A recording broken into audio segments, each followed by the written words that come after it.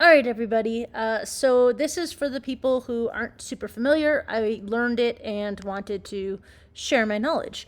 And I think that this is okay for a video since I'm not giving an answer to anything.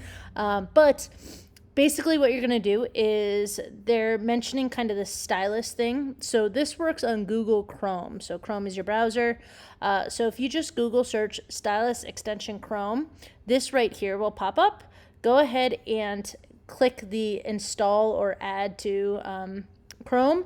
And then what's going to happen is you'll see I have a lot of extensions up here. So if you have a lot like me, if you don't, it'll pop up here. If you have a lot like me, you have to click this little puzzle icon. And you'll see, if you scroll down, you'll see this stylus thing. So that's what we're trying to use. So now I'm going to go back to this page. And what we do is we copy this piece of code.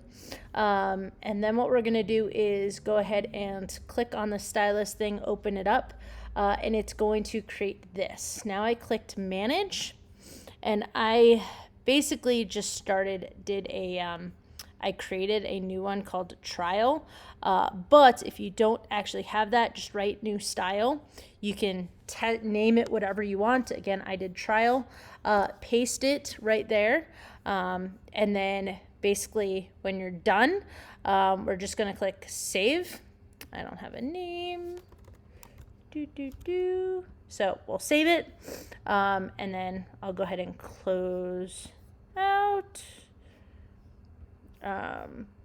So now what I'll do is I'll go over to this page and you'll see that this page actually looks different. So if I click on the little puzzle icon and I click on stylus and it pops up here, if I uncheck it, you'll see this is what the page looked like.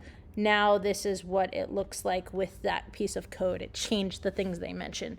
So it's not really changing the website actual code. It's changing it on my browser, what it looks like to me. So I hope that helps some of you out. I don't know if it will, but yeah. All right. Bye, everybody.